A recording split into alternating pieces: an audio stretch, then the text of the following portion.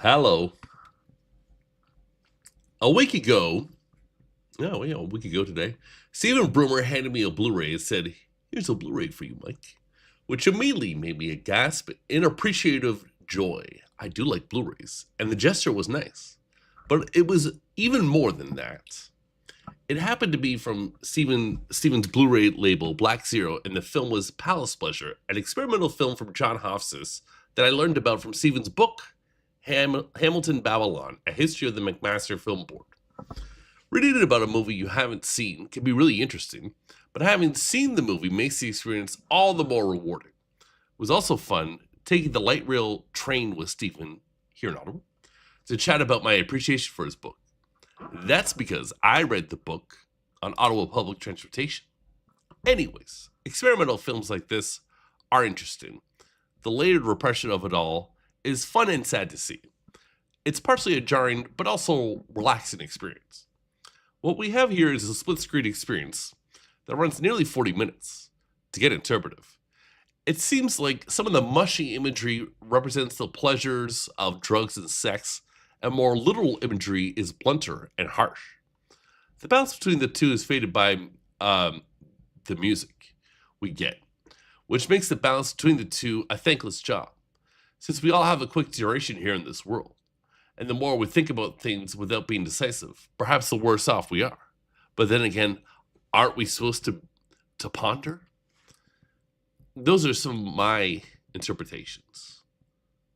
And my anecdote behind getting this movie. Usually I get these screeners, like a Vimeo link or whatever, emails to me. This time, someone handed me a Blu-ray. Didn't ask for this review, but I said, what the heck? It's the least I could do. So thank you, Stephen. I thoroughly enjoyed the film, Palace of Pleasure.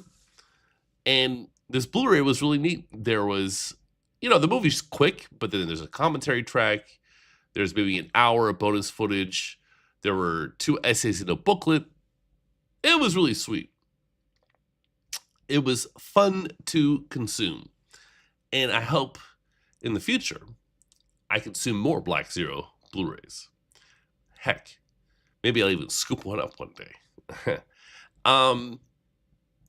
Yes. I don't know. It's like one of those things. I want to get into experimental film and Canadian experimental film. I almost just don't know where to begin. Or that's maybe an excuse.